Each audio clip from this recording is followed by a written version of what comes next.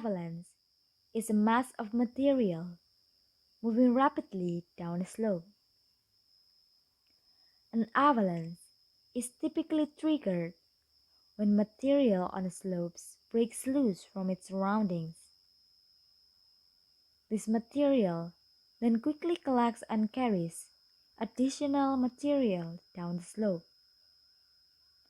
There are various kinds of avalanches, including rock avalanches, which consist of large segments of shattered rock, ice avalanches, which typically occur in the vicinity of a glacier, and debris avalanches, which contain a variety of unconsolidated materials such as loose stones and soil.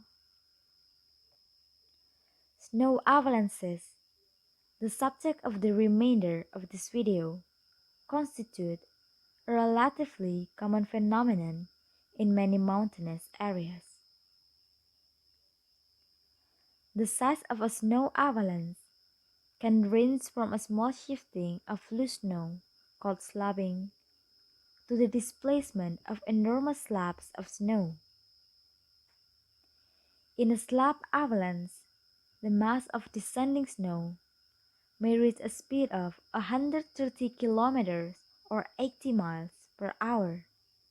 It is capable of destroying forests and small villages in its path. Avalanches kill about 150 people a year in North America and Europe. Most of those killed are backcountry skiers, climbers, snowshoers, and snowmobilers who accidentally trigger an avalanche and become buried in the snow. The number of North American fatalities has risen with the increasing popularity of winter sports. Avalanches also have been triggered intentionally in warfare to kill enemy troops.